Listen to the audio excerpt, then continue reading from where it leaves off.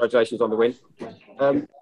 You won an FA Cup as a manager, but that was behind closed doors. So given today was your first North London derby with a full house, it must come close to matching that cup final. It was one of the nicest feelings that I had, certainly in this stadium. It was a big occasion for us, a big game. To win it the way we did it, and to feel that connection with the team and supporters, it made it really special.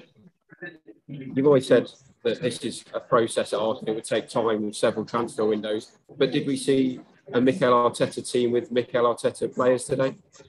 This is an Arsenal team that has won a game today, and their manager. So a lot of things that he feels very related to, and I'm proud of the way we played, and I'm more proud of it to be able to give something back to the fans because they really stood behind the team. Emile Smith-Rowe was named man of the match. Last season, you challenged him to score more goals and make more assists in the position he plays. Could this now be a point where he hopefully kicks on for your team and starts doing that on a more regular basis? Well, he has scored 2 in the last 2 games. It's great. I think today was a great example of the senior players showing big leadership, standing up for the team. The likes of Rowe scoring the goal. And then 2 academy players that they've been raised and developed within our system to come here in a big derby and do what they've done and score 2 goals. Is it important to have those kind of players in derby? We see lots of players come from overseas now, but to have players that recognise exactly what it means must be an important thing. They are able to transmit that feeling because they've been raised and educated, experiencing those feelings, being in the stadium and supporting the club. And a lot of people that we have as well in our organization that they have a real sense of what a derby means, and I think they will be proud of what they've seen. Thanks, Mark. John Cross. Hello, Mikel. Congratulations on the win. I was just going to take on Mark's point there about you've obviously had some ups and downs during this time, but today felt so special within the Emirates. Can you just sum up what it meant to you in terms of the atmosphere, the victory?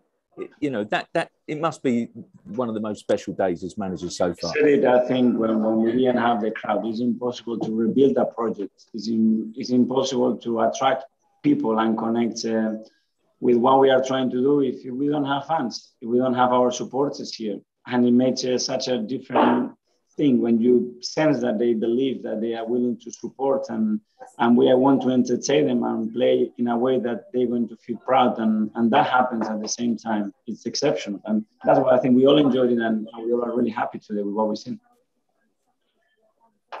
There's some really good performances all round, but Oba scored. His flick on the halfway line, sort of, kind of a bit, was really something special. Sort of almost Bergkamp-esque, wasn't it? Just how pleasing was the all-round performance? I'm really happy with the performance today, the performance against Burnley, and with what he's doing. And when he's getting criticized, we are asking him to do more. He stood by it. He put his head down and is working tremendously hard for the team. And now I can tell you that he's really leading the team. Great, thank you. Thanks, John. Jim? Hi, Mikel. Mikel, to go in at 3-0 at half-time and to come out in the second half, you must be really impressed with the game management of your team there in the second half. You never really gave Tottenham Hotspur a sniff in that really second half. It never really looked like that the comeback was going to come on. You sort of saw the game really professionally. Well, I think we did, but there are certain aspects that we had to do better in the second half. The way we gave the ball away in difficult areas, the way we defended some of the runs in behind. We could have done better, but it's understandable. They are chasing the game. They are throwing everything. They are putting 6-7 players in our last line, attacking with a lot of width and players inside. And it was difficult to control that, but overall, very happy. And finally, Mikel, from me, I suppose 3 games in, people were talking panic. They were talking Arsenal and bottom of the table. 3 games later now, you're only 4 points off Liverpool at the top of the league. It's a really tickle sort of business when you think about it, that we're only 6 games in and a 3-game swing and everything has changed. That's the beauty of this game and the danger of this game as well, that it changes so quickly, both ends, and you always have to be alert and try to seek for improvements and do better, which I believe that we can still do. Sam? Hi, Mikel. A few months ago, you told us this project was going to go bang. Did today feel like the day that bang started, especially in the first half? Well, certainly, obviously, I think we all agree that we saw a team that it was really convinced from the beginning, play with the right energy, with high rhythm, with a lot of quality, with great cohesion and understanding of what we wanted to do with and without the ball. And then we were super efficient. I think that's something that we've been lacking in that final third, to get the right pass, the right shots to hit the target more. And I think we did all that really, really well in the first half. And just a quick one on Granit Xhaka, obviously came straight back into the team 3 games out, having COVID. Were there any doubts in your mind about whether to pick him, and how is he looking now after that knock? Yeah, obviously we had to think about it. We had different options to play against them. We believe that the way they set up and what we wanted to do in the game, it was the right call to do that. I understand that a lot of people will say, okay, but you won the last 2 games, why are you going to change it? We did it with the intention that it was the right thing to do to start the game, and then had other options as well to change it. And unfortunately, he got injured, and I'm pretty worried because he doesn't look very positive at the moment. Paul Gilmore. Hi, Mikel. Mikel, how close was today to your vision for Arsenal Football Club, and what have you done over the last 3 games just to try and bring this side together to energise them like that? Well, what we did is try to explain them with a different perspective what happened in the first 3 weeks. We missed 9, 10, 11 players in 3 matches that we could not select, that they were out, and the ones that they were in as well with a lot of difficulties because they had COVID, they had injuries. So, and we played the best 2 teams in the world, that you could see yesterday when they played each other.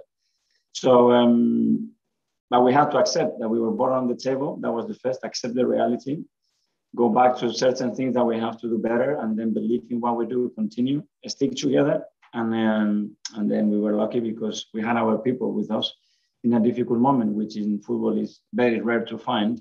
And then things started to get better. Thanks, Mikel. Thank you. John West. Hi, Mikel. Just a very quick one. Can you hear me okay? Were you aware that Pierre-Emerick and Daniel Ek were watching next year? You are in mute, John. God. Yeah, sorry about that. Were you aware that Thierry-Henry was hosting Daniel Ek in this game? A game that's got a huge global appeal. Arsenal on the up. I cannot hear the question. Were you aware that Thierry-Henry was hosting Daniel Ek? No, I wasn't. And finally, Joseph Prince-Wright, please. Hi, Mikel. You said a lot about the fans and the reaction that they gave you today. What's your message for them moving forward? I mean, there's been some tough times, but now the positive times are here. What kind of message do you want to give to them? And can I also ask about Aaron Ramsdale as well? Thank you for creating this incredible environment today with the energy that they showed towards the team. And this win is for them. Enjoy it tonight. Thanks, everybody. Thank you. See you guys.